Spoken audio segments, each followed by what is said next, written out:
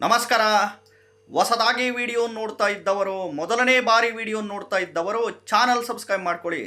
ಯಾವ ಜ್ಯೋತಿಷಿಗಳು ಕೂಡ ನಿಮ್ಮನ್ನು ಕಾಪಾಡೋಕ್ಕೆ ಸಾಧ್ಯನೇ ಇಲ್ಲ. ನಿಮ್ಮ ಶ್ರಮ, ನೀವು ನಂಬಿರುವ ದೇವರು ಮಾತ್ರ ನಿಮ್ಮನ್ನು ಕಾಪಾಡಲಿಕ್ಕೆ ಸಾಧ್ಯ. ಜ್ಯೋತಿಷ್ಯ ಶಾಸ್ತ್ರ ಇರೋದು ಕತ್ತಲಿನಿಂದ ಬೆಳಕಿನೆಡೆಗೆ ಏಳೋ ಭವಿಷ್ಯ ಅಷ್ಟೇ. ಯಾವ ಜ್ಯೋತಿಷಿಗಳು ದೇವರಲ್ಲ, ಯಾರೂ ಪವಾಡ ಮಾಡಲ್ಲ, ಇನ್ಕ್ಲೂಡಿಂಗ್ ನಾನು ಸಮೇತ.